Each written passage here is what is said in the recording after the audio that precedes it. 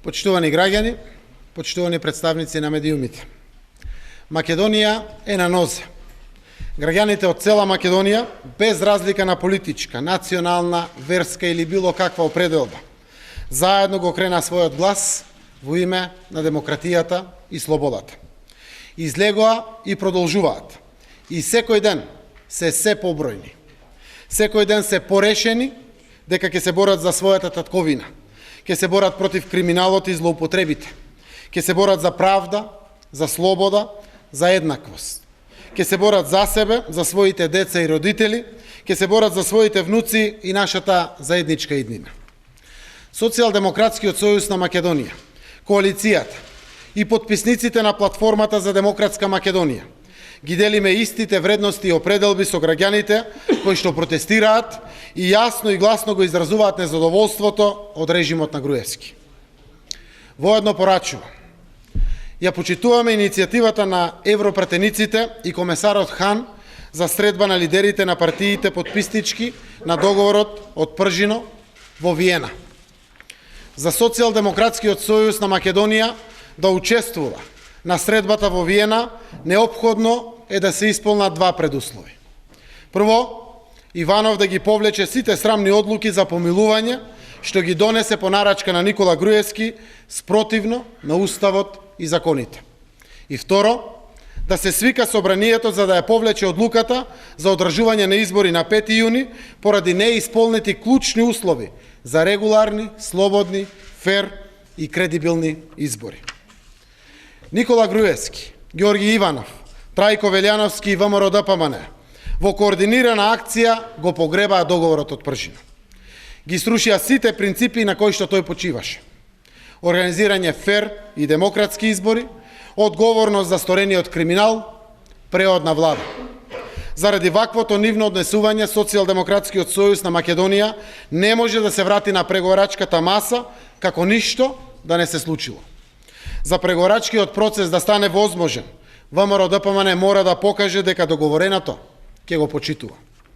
Во Македонија мора да има и ќе има регуларни, фер и слободни избори со прочистен избирачки список, реформи во медиумите и одвојување на партијата од државата. За враќање довербата во правото и правната држава мора да се обезбеди нормално функционирање и целосна поддршка на работата на независната институција специјално јавно обвинителство. Социјалдемократскиот сојуз на Македонија, сите слободоумни граѓани и цела демократска Македонија заедно ја продолжуваат битката за враќање на слободата и демократијата, за враќање на уставниот поредок. Или Груевски, или Македонија. Ви благодарам. Повелете прашање за новинарите. Повелете. Микрофони имаме? Повелете.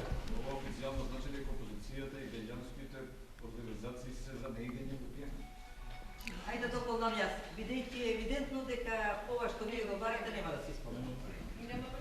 Ако сака Груевски, Георги Иванов и Трајко Велјановски, за 2 часа може да го исполнат.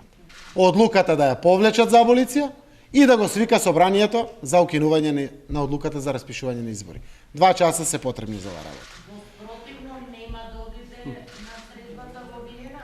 Да. Доколку овие два предуслови не се исполнат, ние нема да одиме на средбата во Виена. Што ако идете, значи потекшо прашање. За да мислиме дека ќе се Сакате да кажете што ако се исполнат овие два предуслови? кои плюс екстра се возите од опозицијата. Значи нели остануваат некои недорешености од Пржинскиот договор, од последните средби и така натаму. Ево вака, едно резиме за да биде јасно на јавност. Се што досега е исполнето од договорот од Пржино е: опозицијата се врати во парламентот, опозицијата прекина да ги објавува бомбите и опозицијата ги достави материјалите на специјалното јавно обвинителство. Се сеќавате на нешто друго исполнето од договорот од Пржино? Не постои ништо. Уништена е организација на влада за спроведување на изборите. Нема регулирани медиуми, нема прочистен избирачки список, нема одделување на партијата од државата. Нема амбиент кој што треба да ја ослободи слободната волја на граѓаните. Духот на договорот Целта на договорот од 1 ноември е регуларни, фер и демократски избори. Сите отстапки досега што се направени се само од страна на опозицијата. И безобразно пред очите на јавноста до ден денеска, вклучително и денеска, се кршат закони, се погазува уставот во институциите кои што се дел од организација на влада за спроведување на изборите. Повелете? Која е позицијата на министрите и замениците, односно дополнителните заменици министри во владата и до кога ќе останат таму? Дали се едноставно статисти или како да речам англиски? Една работа. Кога веќе се заробени од страна на власта и немаат можност како да отстапат од самите министерства, тие мора да го почитуваат уставот и законот. Ние се бориме за уставот и законот и неговото почитување. Од тој аспект, се што е согласно закон и устав, тие тоа го работат.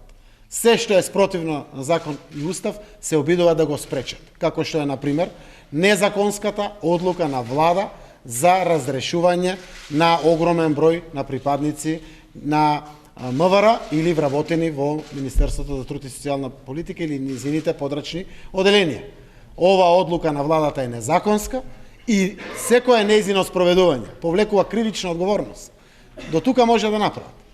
Повеќе и не може што да направат. Секако законот ги обврзува на одредени одговорности во функција на граѓаните.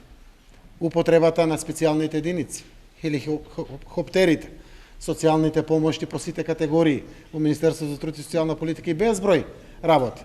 Се што ќе предизвика евентуално загрозување на интересите на граѓаните, тие тоа нема да го дозволат. И овде се принципиелно поставени тоа што можат да го прават. Тоа што не можат, им е одземено, не можат да го прават. Повелете.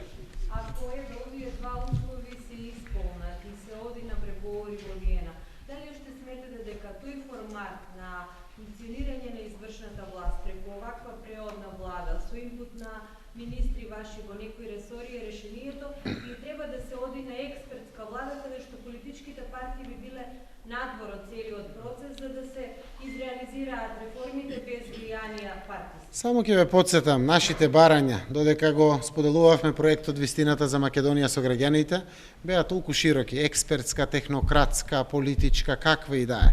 Се што е во интерес на граѓаните да обезбеди практична примена на законите во имплементацијата заради организација на регуларни, фери демократски избори. Се постигна договор таа да биде преодна влада, со отстапени 2 ресори и 3 дополнителни заменици министри. Ние немаме предрасуда во оваа работа. Ако треба да е експертска, нека е експертска. Ако треба да е широка коалиција, нека е широка коалиција. Се што е во интерес на државата. А во моментот највисок интерес на државата е првиот чекор кон враќање на демократските институции и на Македонија во нормала. Регуларни, фер и демократски избори. Сите можности се отворени. Ние сме конструктивни и ние сме флексибилни. Конечната цел ја знаеме. Тоа е интересот на граѓаните и на државата. Ако овие два предуслови бидат исполнети, можеме да разговараме за сите форми на организација на влада за спроведување на изборите. Немаме предрасуди. Ако покажало одредена слабост ваквото функционирање, спремни сме за нешто што е уште поефикасно во интерес на граѓаните, не во интерес на опозицијата. На граѓаните. Рековме, конечна цел е споделена одговорност на власта и опозицијата во реализацијата на процесот на изборите. Пред кампања, кампања и денот на изборите. Ќе продолжите ли со протестите и како го коментирате тоа што е утре најавен масовен протест за одбрана на Македонија и веќе се најдува сценарија на крвопроливање, стравувате ли од судите? Една работа, ние продолжуваме да се приклучуваме на протестите. Протестите се организирани од граѓаните, преку протестирам. Ние ги поддржуваме, односно сме на иста линија со сите нивни ставови и аргументации за овие протести. И овде сме солидарни со нив. И уште еднаш апелирам до граѓаните да продолжат да ги поддржуваат овие протести. Тоа е демократско право и треба да растат протестите. И во обем, во моментот, сум горд политичари и граѓани на оваа земја за тоа што го прават граѓаните. И тоа го кажувам секаде и го споделувам овде јавно. И знам дека ќе растат. И ќе растат и по градови, и по обем на луѓе што протестираат. Но апелирам. Апелирам на внимателност. Апелирам на ненасилство. Апелирам на мирен протест. Кој има корист да се запрашиме од насилство? Само власта во заминување. Никој не посакува на Македонија никакви видови на сценарија. Сите и посакуваме на Македонија полека да се врати во нормала, да ги врати демократските институции и граѓаните да го добијат спокојот кој што толку долго време го чекат во земја која што ќе ги даде сите можности подеднакво за сите граѓани. Господине Заев, дали известите Европската тройка и Еврокомисарот Хан за вашите барања, односно условите? Известени се, сите што треба да бидат известени, најважно е известувањето пред граѓаните, а преку оваа пресконференција секако и представниците на меѓународната заедница. Повелете други прашања? Мега сценарија, господине Заев, се споменува едно во медиумите дека Виена би била можено во Ние имаме пријатели, многу драгоцени и значајни како Македонија. И никој да не ја доведе во прашање довербата на тие пријатели кои што видовме како во рамките на Уставот, законите и меѓународните конвенции кои што нашиот парламент ги има освоено и помагаат на државата на принципиелен начин, исклучиво во интересите на Македонија.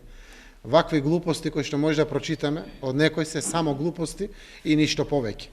Сето она што го прави меѓународната заедница е добронамерно кон Македонија и фала многу за целата ова работа.